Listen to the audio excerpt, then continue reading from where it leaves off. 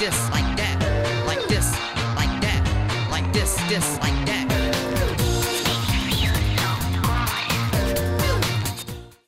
Eh bien, bonjour tout le monde, on se retrouve pour une toute nouvelle vidéo. Et tout d'abord, avant de commencer, j'aimerais vous souhaiter la bonne année. J'espère que vous avez passé de très excellentes fêtes de fin d'année.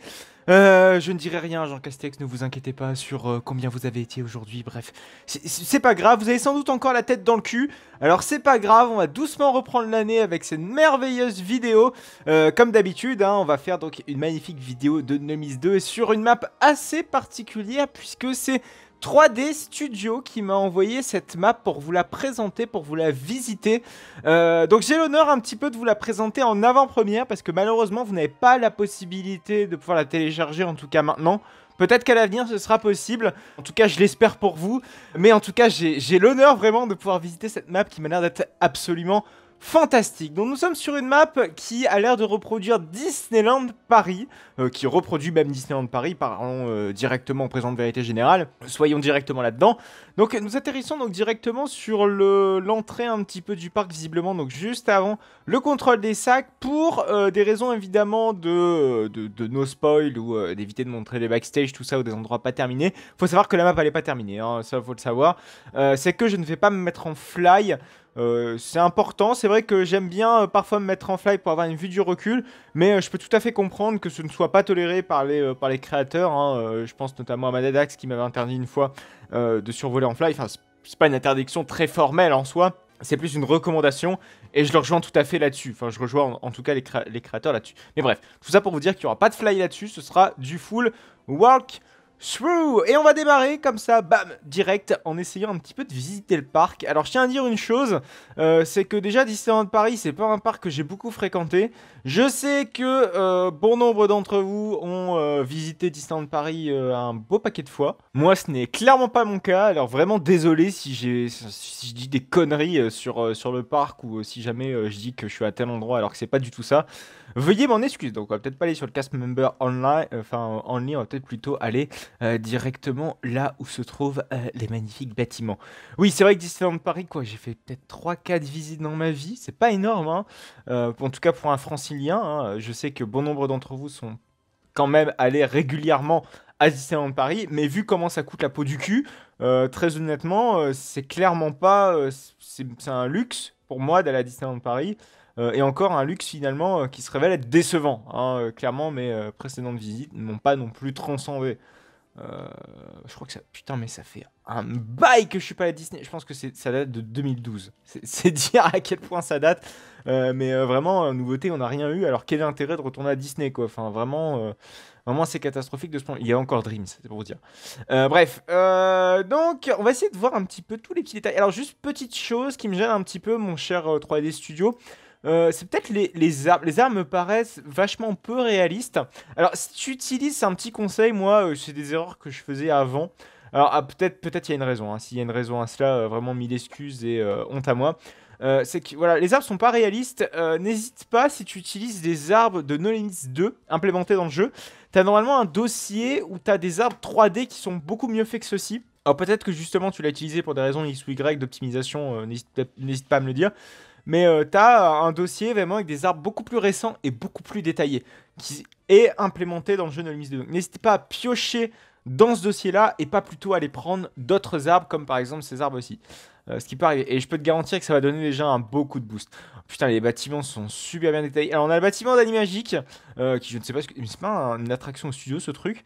Je pense que c'est mal placé, mais je suis vraiment peut-être en train de dire de la merde. Et si je dis de la merde, vraiment autant pour moi. Bon, les petites guérites d'accès sont vraiment super bien faites, on s'y croirait clairement. Bon, maintenant, même si les guérites d'accès ont été un petit peu modifiées, hein, si vous êtes un petit peu à l'affût de l'actualité de Disneyland, vous savez qu'ils nous ont pondu de belles petites guérites de contrôle des sacs. Voilà, c'est plus ça. Bon, alors visiblement, notre parc Walt Disney Studios est fermé. On va aller un petit peu vérifier pour voir ce qui se passe au niveau du parc principal. Mais en tout cas, ce qui a l'air d'être fait sur le bâtiment de Walt Disney Studios a l'air sympa, notamment le studio 1 et puis juste derrière la Hollywood Tower Hotel.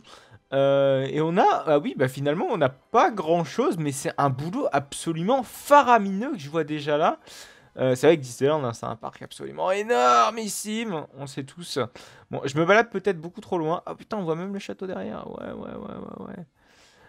Je n'irai vraiment pas plus loin. Voilà, je n'irai vraiment pas plus loin que les barrières. Voilà, je ne fais que me contenter de ce qui est accessible pour moi. Donc j'ai envie de dire, c'est déjà un très très beau teasing pour le futur. Regardez là les détails. Bon, certes, voilà, ça a l'air d'être de la texture, voilà, en façade, mais bon, c'est bien pour le petit. Enfin, pour l'optimisation. Mais franchement, ce qui a l'air d'être... Le peu qui est fait a l'air d'être joliment fait. Et je sais pas, mon cher 3D Studio, mais je pense que tu vas avoir un boulot absolument faramineux si tu souhaites vraiment faire tout le parc. Enfin, tout le resort même. Ne serait-ce que même si on parle des deux parcs, hein, parce que les deux parcs ont quand même énormément d'attractions, enfin pas énormément d'attractions, mais surtout énormément de détails à faire, énormément de petites ruelles, etc. Et rien que pour faire, je sais pas, ce genre de petit stand, ouais, le truc, c'est absolument un enfer, absolument long. Donc en tout cas, tu t'es vraiment lancé dans un projet assez courageux. Je serais assez curieux en tout cas de visiter ton parc quand il sera un peu plus rempli. Mais vraiment, le peu qui est fait est extrêmement joliment fait. Ne serait-ce que la boule là, de Planet Hollywood, là, c'est vraiment très très bien fait. Alors je sais pas où se trouve le Disney Village par rapport à ici. Je me dis, ça fait vraiment un bail que j'ai pas mis les pieds là-dedans. Je pense que le Disney Village est là. Bon, on va peut-être passer ici. Voilà, alors c'est pas fermé. On va voir ce qui s'y trame ici. Bon, honnêtement, je pense qu'il n'y a pas grand-chose. Je voulais juste passer pour voir un petit peu ce qu'il y a. Cast member only. Qu'y a-t-il ici? Peut-être que je franchis l'interdit. Ouais, non, ok, en fait, on se retrouve vraiment sur, comment dire, sur un contrôle des sacs vraiment pour les cast members.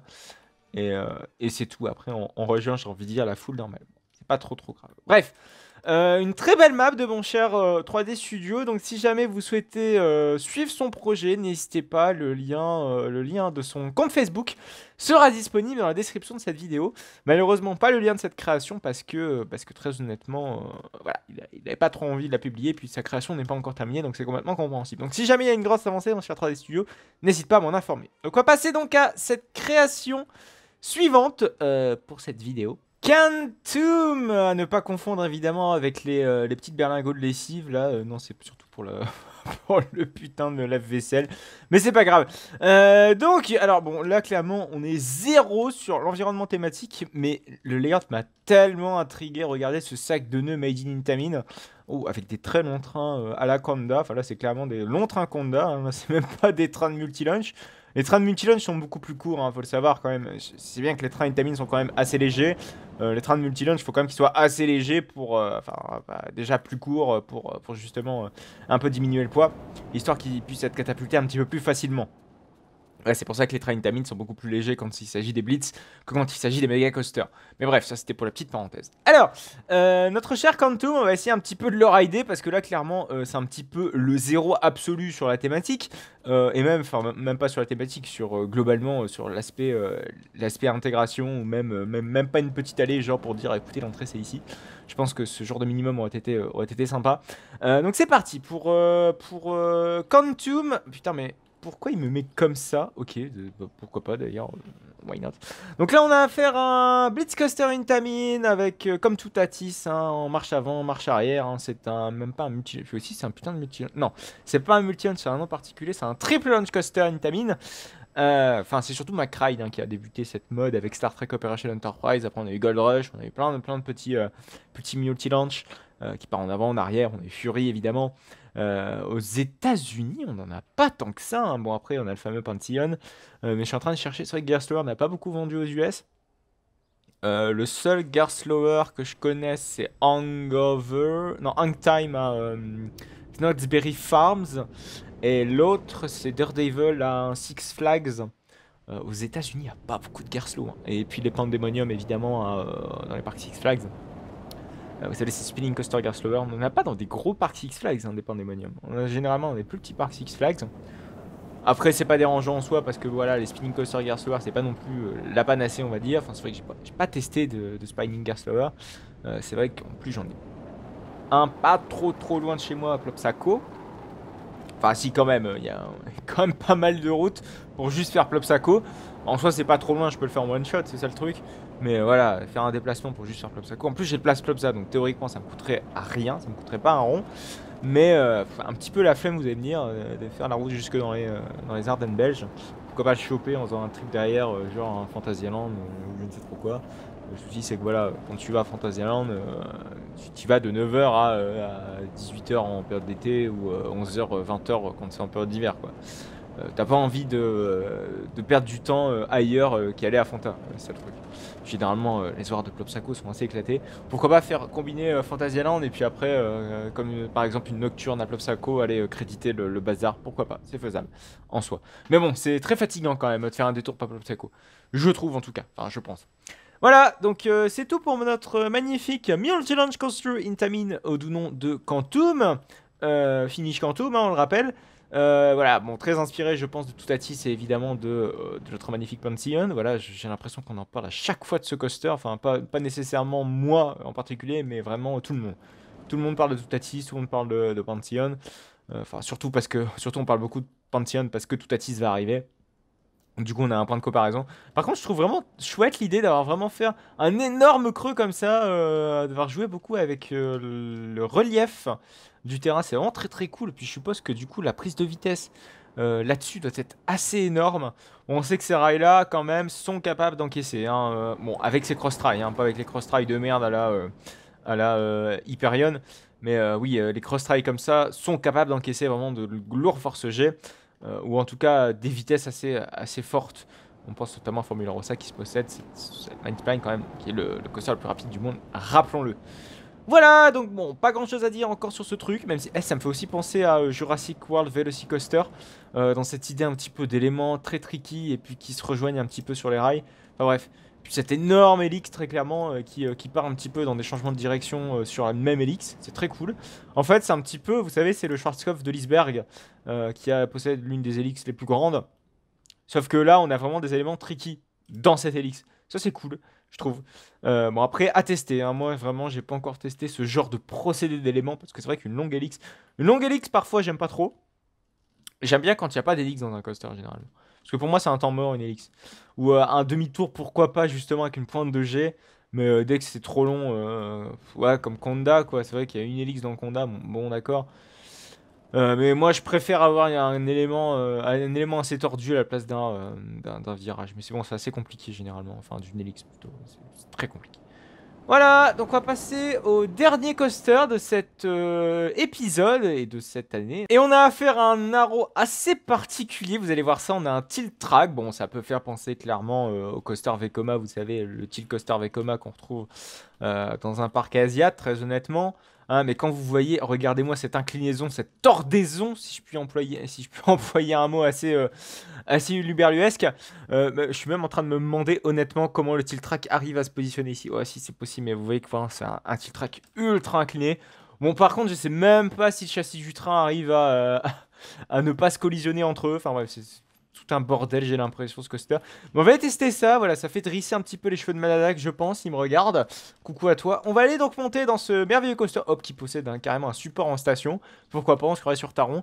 Hein, Taron qui possède plusieurs supports même comme ça qui traversent la station. Je pense notamment au niveau des portillons, il y en a 2 de mémoire. Et on en a un côté des casiers, puis bon, on en a ailleurs aussi, hein, ça c'est pas un souci. Hein. Si vous voulez en trouver des supports à Fantasia, vous avez qu'à ouvrir les yeux, il y en a partout. Mais bref, ça me faisait penser un petit peu à ça. Voilà, donc on va être dispatché, donc visiblement un haro à 2 trains. Oh, avec des virages très serrés, pourquoi pas écouter. Je pense qu'on va être, comment dire, bien écrasé dans notre siège, vu comment ça a l'air d'être conçu ce bazar. Ah oui, oui, carrément. Ok, le coaster passe là-bas, bon. On va essayer un petit peu de juger ce que ça va donner. On va d'abord attendre le dispatch, histoire de voir un petit peu ce que ça donne et de gravir ce magnifique lift qui sera suivi d'un tilt track. Voilà, c'est vrai qu'on n'en fait plus beaucoup des tilt tracks. Hein. Bon, il y a Golden Horse qui a repris un petit peu le projet, mais Vekoko, vraiment silence radio là-dessus. Hein. Faut dire que c'est pas non plus les trucs les plus intéressants en soi de pendouiller. Hein. S'il y a bien un coaster qui m'a vraiment beaucoup plu dans la catégorie pendouillage, c'est Sequoia Magic Loop. Je sais que beaucoup crachent dessus. En fait, c'est tout ou rien, Sequoia Magic Loop. J'ai entendu des très bons avis là-dessus, comme des très mauvais. Mais moi, ça m'a pas déçu du tout. J'étais très surpris. Pourtant, je suis pas un grand amateur d'Earthline Roll et de tous ces trucs-là. En tout cas, d'Earthline Roll pendouillante, rappelons-le, le Jojo Roll comment il s'appelle déjà, de merde, d'RTH en est la preuve. Mais je trouve que c'est plutôt bien adapté parce qu'on sait qu'on va se faire pendouiller dans ce coaster. Donc du coup, on s'y attend un petit peu et je trouve que là où dans un coaster, voilà, à Airtime, j'enchaînerai jamais Sequoia Magic Loop, soyons clairs. Mais what the fuck? Mais c'est quoi ce délire? Pourquoi pas? D'ailleurs, ça m'a toujours fait flipper, si vous imaginez, je sais pas, hein, ce qui peut arriver, hein, totalement. Oh là, oh là là là. Ah oui, ouais. Ah ouais, tu choisis pas le plus simple. Ah putain de merde, je comprends plus rien, moi. Ah oui, mais mes repères étaient complètement faussés, si je puis dire ainsi. Du coup, je sais même plus ce que j'étais en train de dire. Oh purée. Ah ouais, ah, ça pour être original, c'est original. Alors vu comment le tilt track est justement configuré, ça c'est cool. Mais oui, je disais que RTH, voilà, c'est un coaster où on a des airtime, on a des moments de G, vous savez. Sur Sequoia Magic Loop, on s'attend justement à avoir des moments de pendouillage et je trouve que ça m'a beaucoup surpris parce que c'était plutôt agréable. Je pensais pas que ça allait être... Enfin, je pensais que ça allait être vraiment nul. Vous savez, j'avais un énorme a priori, mais pas du tout. Vraiment pas du tout. Bref.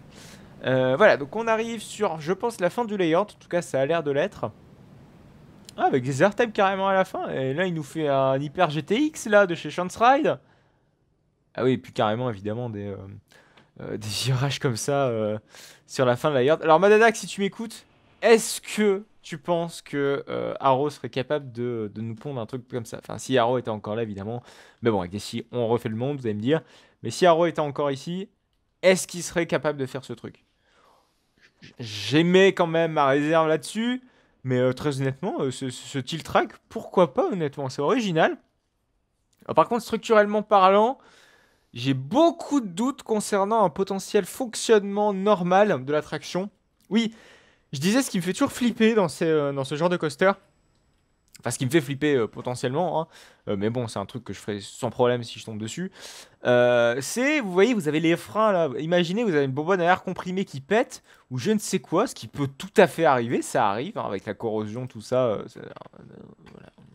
Ça arrive, bref. Le train...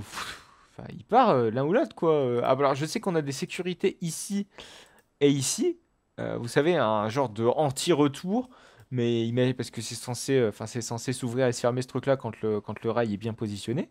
Mais imaginez, vous allez me dire, imaginez que votre harnais, enfin, c'est la même chose que s'imaginer que votre harnais soulève. Il y a tout autant de sécurité là-dessus. Mais je sais pas, ça me perturbe beaucoup. C'est peut-être une technique qui nous est pas encore bien... Enfin, c'est peut-être une technologie qui nous est pas encore bien mis en face pour nous coaster fans. En tout cas pour moi-même, hein. C'est vrai que moi je suis pas habitué dans un tilt coaster comme ça. Et c'est vrai que justement les trucs qu'on connaît pas nous font généralement peur. Et c'est valable vraiment pour tout. Pour tout, hein. On le voit très facilement les lambdas. Les lambdas quand ils font des coasters sont très facilement aptes à dire qu'un coaster est dangereux parce qu'ils ne le connaissent pas. Ou parce que, voilà, parce qu'ils n'ont pas assez de renseignements. Voilà, ils ont peur, donc ils disent que c'est dangereux. Vous voyez, sans connaissance de cause. Ça, c'est un truc à ne pas faire, surtout. D'abord se renseigner, d'abord discuter pour pouvoir après avoir un jugement là-dessus. Bref, demander l'avis à un expert, pourquoi pas. Voilà, bon, on va s'arrêter là. Je pense qu'on a à peu près vu un petit peu tous les potentiels de ces créations, de ces 3 créations. Donc la première création, rappelons-le, c'était la map Disneyland. Vous pouvez, n'oubliez pas, suivre 3D Studio dans la description de cette vidéo. On avait vu un magnifique coaster qui était juste avant. En termes de layout, mais bon, thématiquement parlant, c'était pas la panacée sur ces 2 derniers coasters, hein, et on a vu un arrow plutôt original.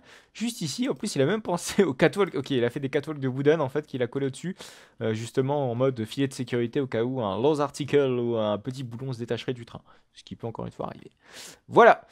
On va se quitter là donc pour cette vidéo, j'espère en tout cas qu'elle vous aura plu. N'hésitez donc surtout pas, si jamais vous souhaitez ne plus manquer aucune autre vidéo, à vous abonner. Vous pouvez également me retrouver sur mes réseaux sociaux, à savoir Instagram, Utip et Twitter.